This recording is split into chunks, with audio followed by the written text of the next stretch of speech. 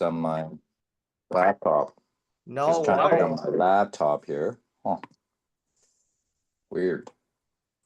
No worry. Okay. Well, I'm here. Welcome. Awesome. Awesome. Well, John, I'm super excited to introduce you, to everybody that I know in Houston. Woo, woo, woo. What's up? Yeah. What's up?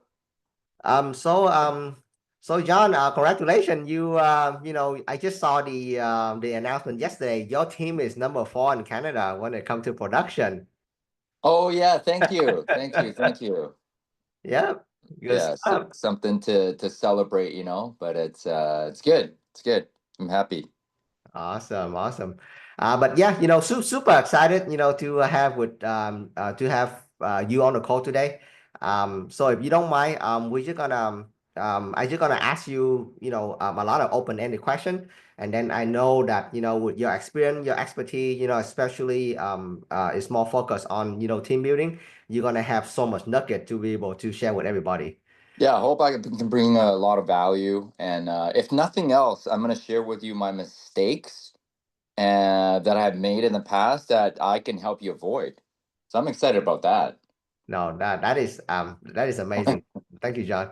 But John, let's just go back in the beginning, right? How did you even start in how did you start in real estate?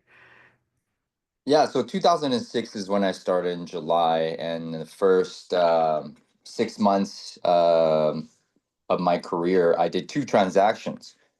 And, I thought that was pretty normal. I made $2,500 and immediately I was broke. And 2007, I was 27 years old. I had a lot of friends coming into the market. So they hired me as their realtor to purchase their first home. So I did 17 transactions in my second year, well, first full year in real estate. And, I made $104,000 and I went out and bought an X5 for Oh $89,000. my God. Yeah. And so I was about 15 grand in debt. And then 2008 came around. The sales were no longer flowing. Somebody shut off the tap. I didn't know it, but it was going to be called the Great Recession, right? And so I was $80,000 in debt, had nowhere to go. I mean, I couldn't pay off my debt by going into what I did in university, which was psychology. So I would be a social worker earning $30,000 a year. I wouldn't be able to pay my debt back for many, many years. So I Wow. decided to just stick it out, and I hired a coach in September of 2008. And even then, I didn't do a sale for 6 months. But during Wow. that 6 months, I was given the how to, I was given the accountability, I was given the encouragement, I was given scripts, I was given the whole system on how to sell, but I just had to put in the work. But nothing happened for 6 months. And at the end of 6 months, March 2009, I did my first transaction. And after I did my first transaction, I never looked back because I never wanted to feel broke again. I never wanted to feel behind again. I never wanted to feel desperate again. And so I just kept my head down for the rest of the year. And for the next 10 years, I worked 7 days a week, 12, 14-hour days. Wow. I became a master at handling objections. I became a master at prospecting. I became a master at consistency. And I became a master at mindset. So by 2016, I was selling 149 homes in 1 year as a solo agent, earning All over by $1 million. yourself? Wow. Well, so I had two showing agents that were showing my property. So we don't have log boxes here in Greater Vancouver. And, how we did showings was the listing agent would go and open the door for the buyer's agent and their clients. So I needed two showing agents to do that for my listings. And then I had two admin as well. So Oh, did wow. 149 that year, and then started to burn. Oh, he got clicked out. Here we go. Okay, now I'm finally on my laptop. That took a while. So Yeah, you look way better, John. Here we go. Now we yeah, okay. So and then I started to burn out, doing 10 years straight of 7 days a week, 12, 14-hour days. My wife hated me, and luckily we were able to have one child then in 2018 by accident, really. And then she still hated me. So we were working on our relationship and working on really scaling my business without being in the business all the time. So I was starting to work on my business. And then 2019, I found the model for EXP. Then I started to build residual income. I started to build equity. And so by 2021, end of 2021, I made the decision because my revenue share exceeded my selling income and exceeded my, not my selling income, sorry, but it exceeded my personal expenses. Ah, So then that's when I decided to step out of going on listing and buyer appointments at all, wow. right? And I had a lot of time bought back. I leveraged my business. So I started to work in 2022, starting from then, 4 hour days, 4 days a week. And then in 2023 was when I said, I gotta get back into the grind a little bit.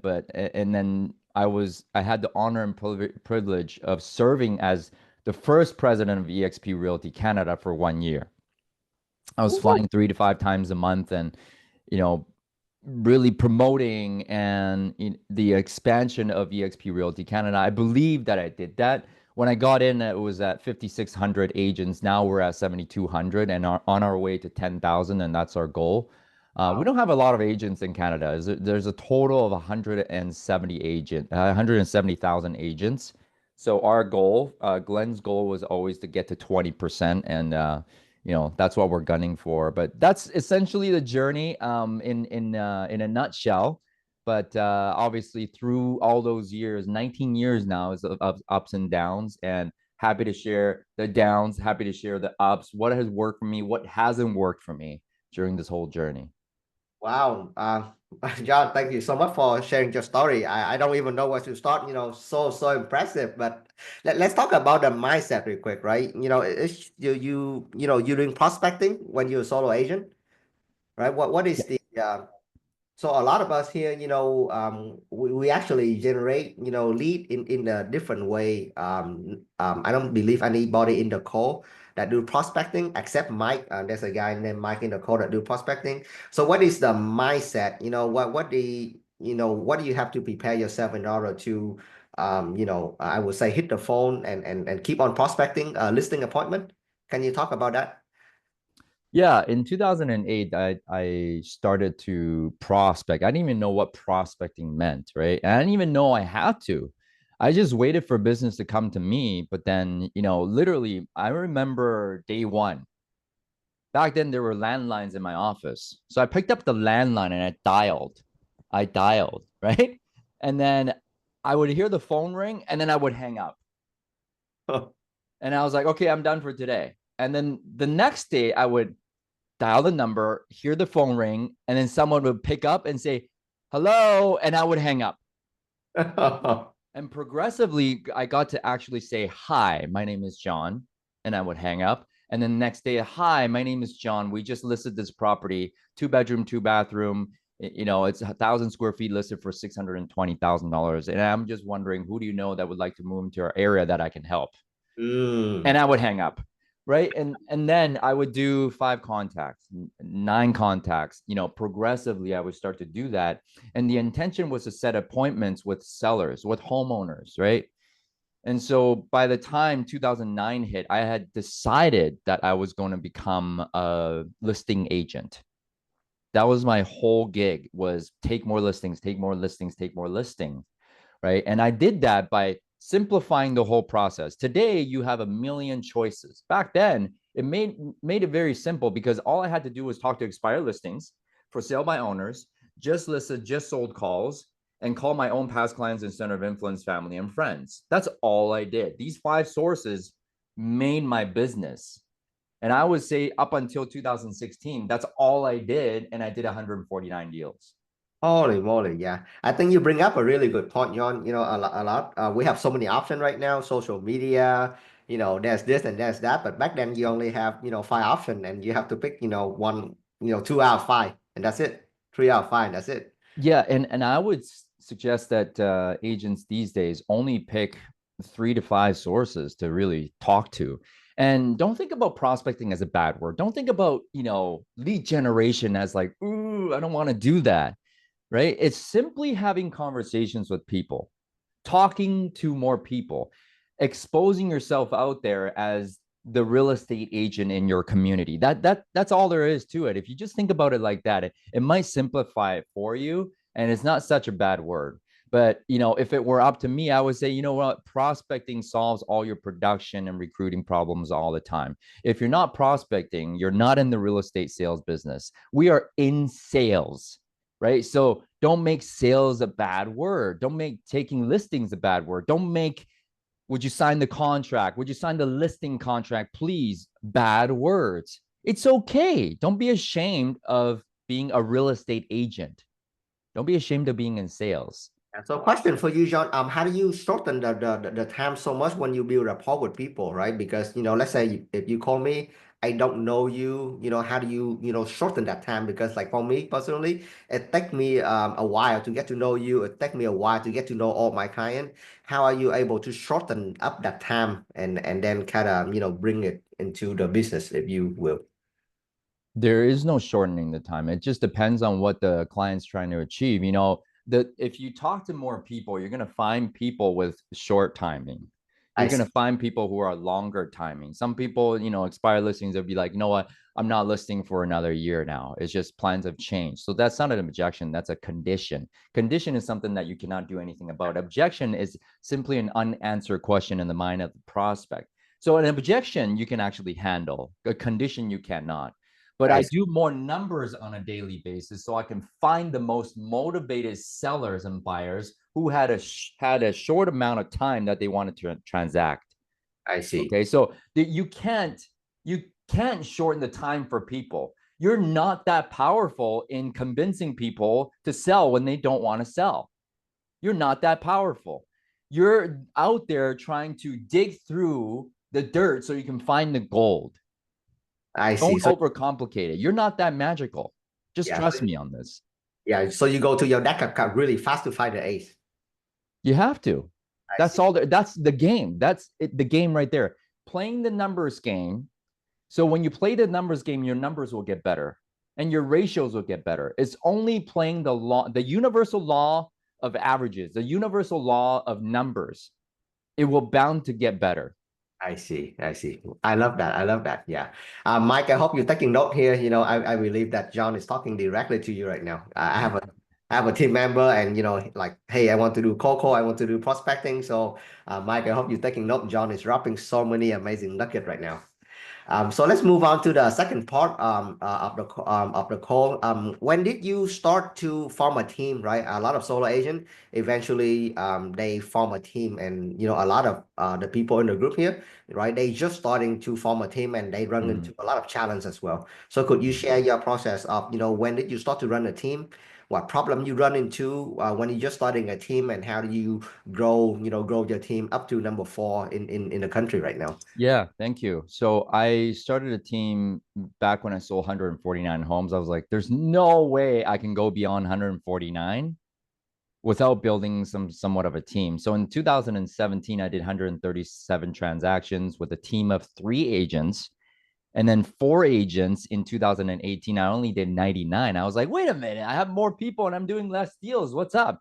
It's because I'm trying to be in production and train my agents, right? And then, coaching them and helping them find resources and leads. It took away from my own production. Yep, that's the problem that everybody So is running into right now. yeah, so it's kind of like, okay, how do I systemize? How do I scale without taking my production away? You're going to have to go through that grind. So 2019, when I joined EXP, I had 7 agents from 4 to 7. Okay. And that year we did 110. So it started to go back up again. And then 2020, I started to do 132 deals in 2020, get back up again. But my own production decreased. Mm. Okay. So then I had to deal with a little less net income, but then transactions went up. But Uh, as you scale, your GCI is going to go up, your net's going to go down. ooh, so that's a Okay. bullet we have to You're, take. you're my highest year as a solo agent, well, kind of fully declared as a team 2019, but 2018 I made 1.48 million. Wow. 4 agents, but they weren't doing shit.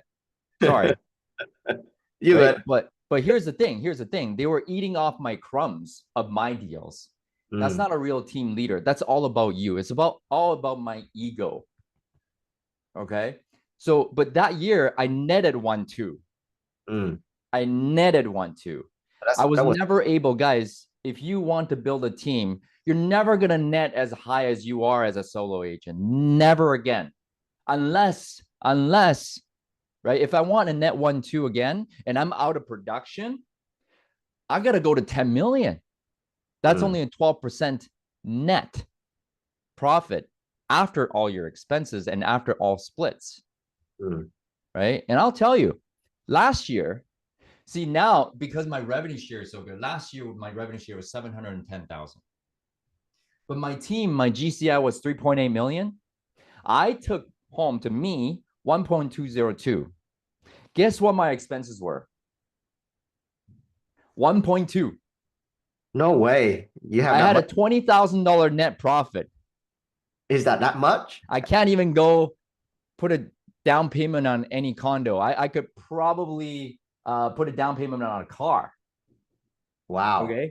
You can't do anything with that. But here's the thing, because I built up the revenue share group, that was okay. But it's still, I want to improve that. But I'll tell you, 65% of all teams in North America lost money in 2024. So I'm fortunate to actually have a little bit of a net profit. What you guys are doing right now, I think if you are still young, you're hustling, you can physically do it, be a great listing agent. You can afford a team manager to manage your team so they can go out and hustle just like you. You can keep a high net, but don't go beyond 15, 20 agents. It's going to rack your brain. It's going to eat your brain, and you are going to fail miserably. If you're a high level listing agent, no team manager, and you want 20 agents, good fucking luck.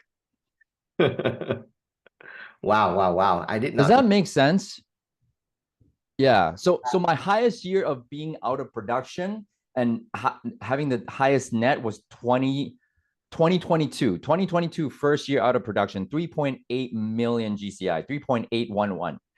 I took home 1.5 and my expenses were 700,000. I netted 800,000. I'm like, this is it. I've made it as a team leader.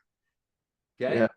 Next year, when I step into the president role, 2.9 million GCI went down like 900K, and I took home 750. My expenses were 600,000, so I netted 150. I'm like, oh, this is not cool. But I had a team manager, so that means that I'm basically out of all the day to day. Right now, I only show up for my team when I want to. I don't actually have to be there because it's, you know, I do one leadership meeting for my team, half an hour each week on Monday. The rest of the stuff is taken care of by Axel. It depends just how much you want to be in your business at that point, but you have to have built enough residual income elsewhere or ancillary income elsewhere for you to step outside of your team. But if you love selling real estate, keep being a great listing agent. Have a team manager because you can afford it with this high income of listing property, and then have 10 to 15 agents. And that's all you need to become a top producing team here at EXP. That is amazing. So let's talk about your organization model real quick, because I was able to pick up that you are the team leader, but actually you have a team manager, right? Yeah. So that's very different from a lot of us right here. You know, the team leader, the team leader is actually the team manager as well. I was. Yeah.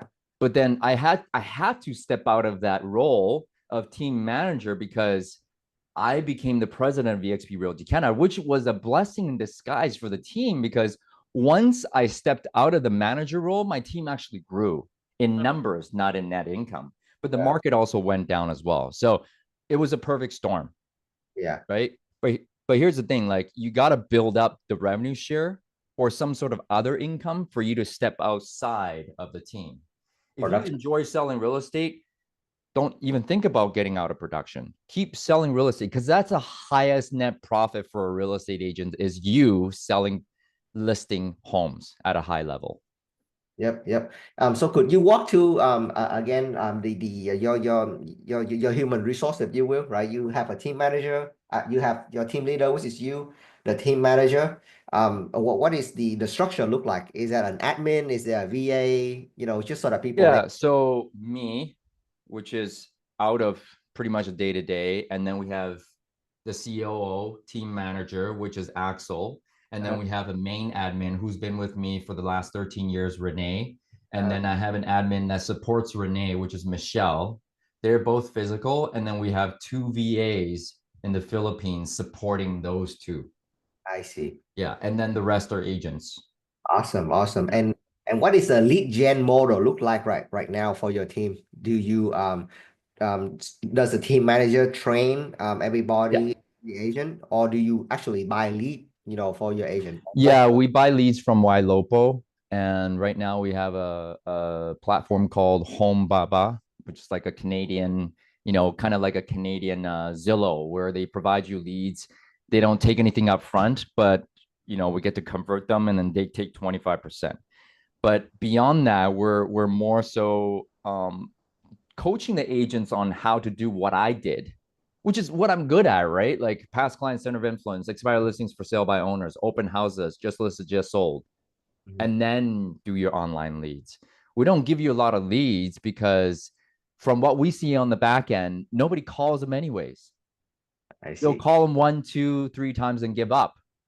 And these online leads, they'll take 15 to 18 contacts before you can set an appointment or actually get them to meet in person. Exactly. Right. So, yeah. Wow. Anyway, it's not perfect, guys. I'm not perfect. I'm This, far from perfect. I just fail miserably faster than a lot of people. well, this is by the way, John, thank you so much for sharing, you know, stuff that is I would consider so authentic, right? A lot of people they look at, top team producer, they think that, you very hard to reach, but thank you for coming here again and share with us, a lot of your struggle. This is just, eyes opening for a lot of us. So guys, May, Khai, a lot of team leader in my group, if you have questions for John, he's a busy guy, he got 10 minutes for you guys. This is gonna be your chance to open up your mic and ask John a lot of questions. So Khai, you have any question for him? I see that you texted. Yes, I do. Hey, John. Thank you Hey, for guy. being here with us. Quick questions on is there some sort of overlapping between for your support between the sales team and the rep share group? Like your admin team, the manager, do they help with the rep share people as well, or only strictly for the sales team? You know what? Axel actually takes care partial of my revenue share group. He does do some work on that end. My retention plan for him is so I pay him $6,000 a month plus 2.5% to start on each and every deal each month, but it tiers upwards to 5% if we do enough deals per month. Okay, so that he gets a salary and percentage. Okay, and then I slot people under him. Oh, Okay, I see. So right. So percentage then, from so the then self he gets to production build. depend Yeah. who So gets the anybody who revenue. comes through the team now, because I have 41 FLQA and 71 FLA, I'm starting to slot people under him. And now, whenever people from the team brings in people to the team, they're not in the same line, but now with co-sponsorship, we're linking them. So then Axel will get a piece and that agent will get a piece, and Axel is super happy. You see, $6,000 isn't a lot every single month, but the opportunity is huge, right? So then I'm doing that for him. So then he will have an incentive to help people in the revenue share organization as well. Does that make sense, Kai? Yeah. Yeah, actually, let's talk about that, John. A lot of our team leader, one of us here, they have mega team. Kai also run a team, right? Yeah. All of us, they struggle between spending the time between the actual production team and the rev share team, right? I have a lot of instance where people is like, oh, because I'm not in your production team, I don't get anything out of it, so I'm gonna quit, right? So how do Yeah. you balance your time between that?